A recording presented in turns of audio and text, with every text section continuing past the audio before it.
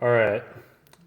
So basically, you start with a male and female adult, both of which are diploid.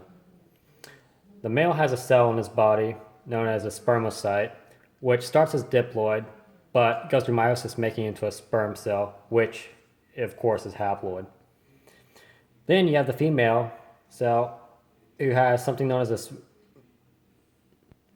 a primary oocyte, which also starts as diploid, but goes through meiosis to form an ova, which is just another word for an egg.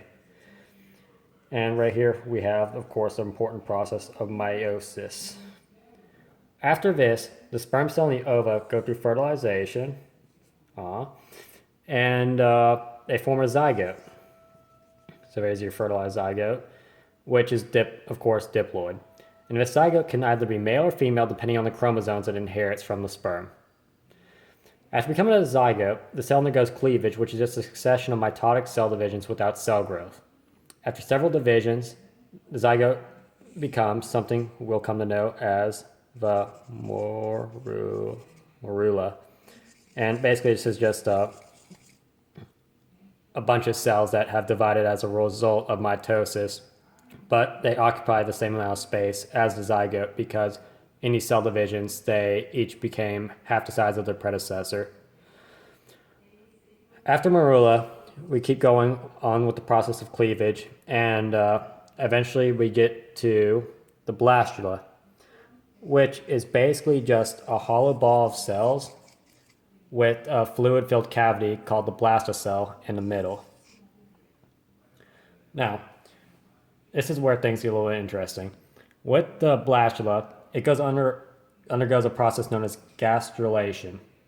And in this, the single-layered blastula is reorganized in a trilaminar or three-layered structure known as the gastrula. These three germ layers, so when you get to here, this will become the gastrula.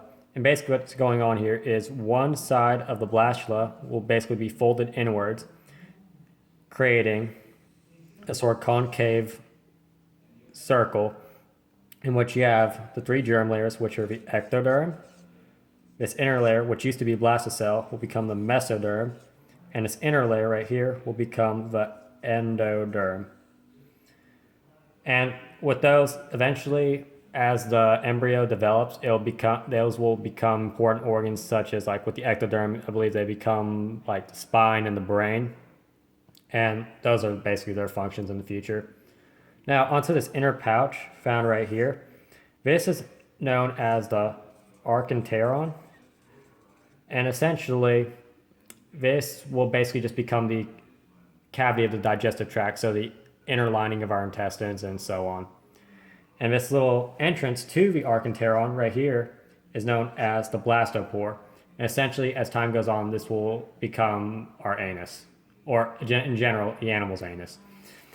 Eventually, this cell matures and as an embryo, and as time goes on, it'll go through more mitosis and will become a little baby, which will continue to go through mitosis, and will eventually go back to our starting point of two adults.